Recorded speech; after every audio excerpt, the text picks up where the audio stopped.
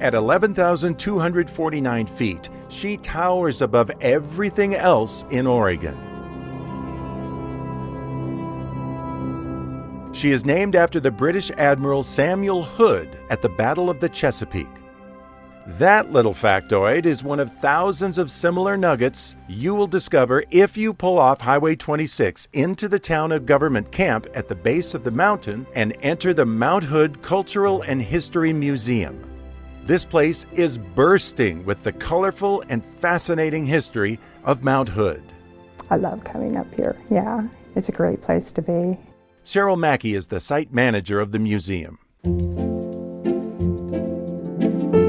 It really gives them an idea of the mountain if they come in here. They can really get a feel for what has gone on in the last 100 years. Even the location of the museum is historic.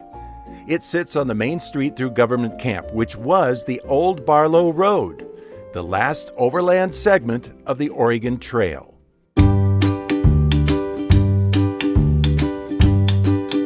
People have been skiing on Mount Hood ever since the first person strapped some barrel slats to their boots.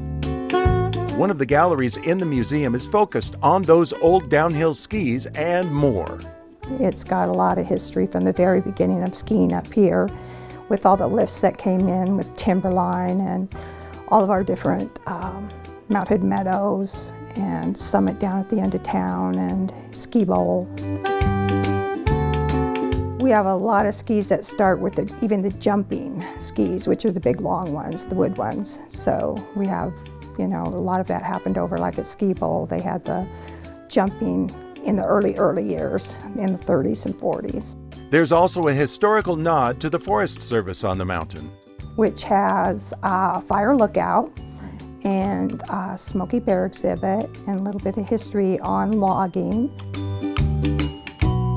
And we have some climbing history because, there's a lot of climbing that went on in the mountain, still is.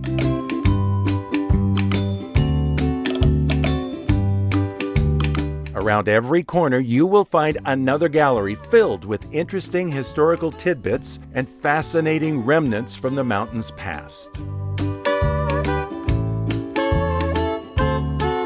We recently profiled the historic Steiner Log Church in nearby Brightwood, and the museum has really embraced the 100 cabins that Henry Steiner built around Mount Hood in the early 1900s, many of them still being used today.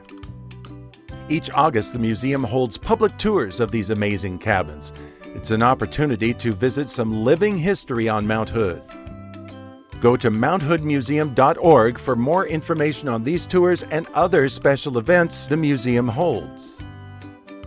There is no admission fee to the museum, but they do accept donations. So, the next time you're recreating on Mount Hood, set aside some time to swing by the museum or make it a stop on your way to or from Portland. Grab a meal at one of the Government Camp restaurants and then treat yourself to a huge helping of history. On Mount Hood, this is Dave Jones for Destination Oregon.